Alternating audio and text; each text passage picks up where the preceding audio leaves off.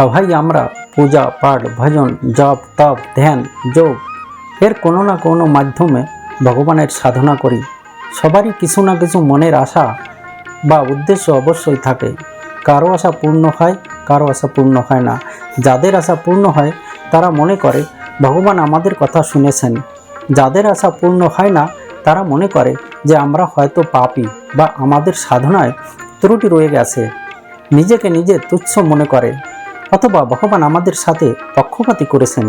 কিন্তু ভগবান বলেন, তোমাদের ভাগ্য আমার হাতে নয়, যার ভাগ্য তার হাতে। আমি কারো সাথে পক্ষপাতী করি না, কাউকে কম বেশিও দেয় না। সবাই তোমরা আমার সন্তান। যে যেমন পূর্ব জন্মে কর্ম করে এসেছো সে ঠিক তেমনি ফল পাবে। এখনের সাধনার ফল এখন পাবে না, কারণ গাছ লাগালে ফল সাথে সাথে পাওয়া যায় না। তাই এখন যেমন সাধনা করবে তেমনি ফল পরবর্তী জন্মে পাবে। সুন্দর দেহ, স্ত্রী, সন্তান আর ধন সম্পত্তি পেয়ে আমাকে ভুলে যেও না কামবাসনায় লিপ্ত হয়ে। যতক্ষণ মন থেকে দূর না হয় ইন্দ্রিয় সুখ ভোগ, ততক্ষণ লাগে না পরমাত্মার সাথে ধ্যান যোগ।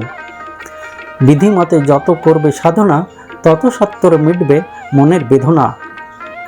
তাই সাধনা করতে হলে প্রথমে জানতে হবে সাধক, সাধন, সাধনা এবং সিদ্ধি।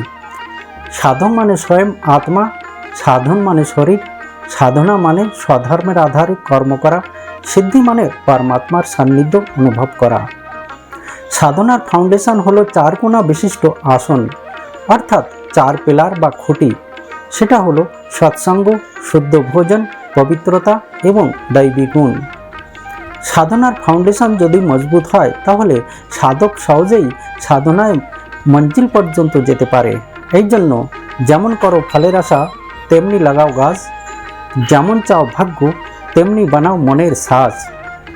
কথাগুলি যদি যথার্থ মনে হয় তাহলে প্র্যাকটিক্যাল করে দেখবেন এবং অন্যকেও শেয়ার করবেন। ধন্যবাদ। ওম শান্তি।